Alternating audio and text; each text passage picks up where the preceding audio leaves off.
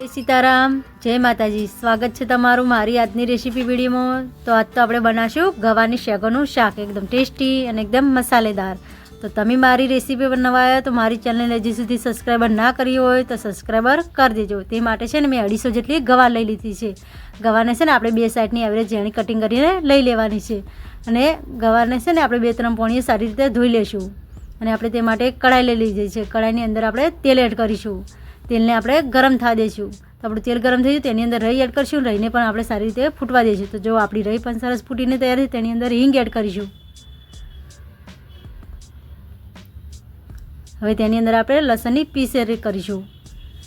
તેને આપણે સારી રીતે મિક્સ કરી લઈશું। ગેસને આપણે મીડિયમ સાઈડ રાખીશું। આપણે ફૂલ ગેસ રાખીશું તો આપણે લસણની પીસ છે તે બળી જશે, તે માટે આપણે ગેસને મીડિયમ સાઈડ જ રાખીશું। તો જો આપણે લસણની પીસ તૈયાર થઈ તેની અંદર અડધી ચમચી હળદર એડ કરીશું। હળદરને પણ આપણે સારી રીતે મિક્સ કરી લઈશું। હવે જે આપણે ગવારો તો 2-3 પોણી સરસ ધોઈને તૈયાર કર્યો તે બધું અંદર એડ કરી દઈશું। તેને પણ આપણે સારી રીતે મિક્સ કરી લઈશું।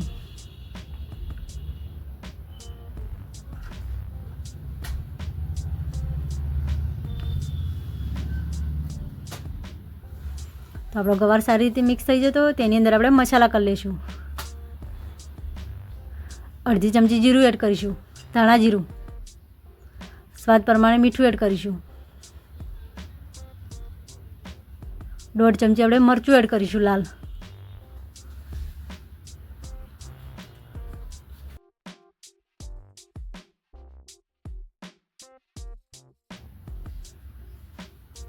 બધા મસાલાને આપણે સારી રીતે મિક્સ કરી લઈશું।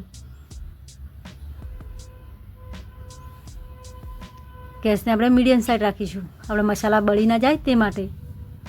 અને મસાલાને આપણે સારી રીતે મિક્સ કરી લઈશું કે આપણે મસાલા છે ગવાર પર લાગી જાય તે માટે। હવે આપણે ઢક્કન ઢાંકીને 2 મિનિટ સુધી થવા દઈશું।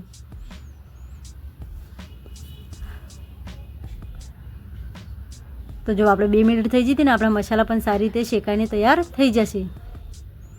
તેને આપણે એકવાર હલાવી લઈશું આવી રીતના।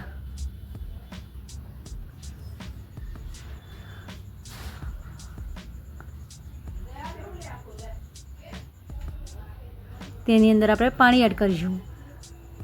આપણે પાણી છે ને હંમેશા આપણી શાક ડૂબે તેટલું વેડવાનું છે, વધારે વેડવાનું નથી। તેને પણ આપણે સારી રીતે મિક્સ કરી લઈશું।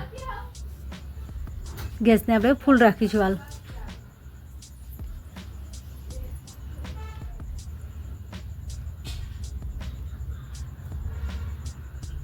હવે આપણે ઢક્કન ઢાંકીને 5 થી 10 મિનિટ સુધી થવા દઈશું। તો આપણે 5 થી 10 મિનિટ થઈ જતી ને આપણે ઢક્કન ખોલીને જોઈ લઈએ કે આપણું શાક ચડી જશે કે નહીં। તો આપણે શાકને પહેલાં એકદમ હલાવી લઈશું।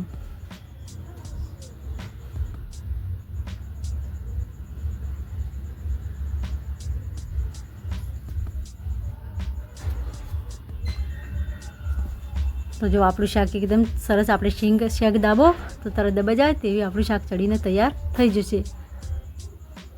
તો જો આપણું શાક એકદમ ટેસ્ટી અને એકદમ મસાલેદાર તૈયાર થઈ જાય। તેની અંદર આપણે ગરમ મસાલો એડ કરીશું, બારીક જેટલો ગરમ મસાલો એડ કરવાથી આપણો શાકનો ટેસ્ટ બહુ મસ્ત અને ખાવામાં પણ બહુ ટેસ્ટી લાગે છે। તમે એકવાર ઘરે આવું શાક બનાવશો તો બહુ ટેસ્ટી અને બહુ મસાલેદાર બનશે।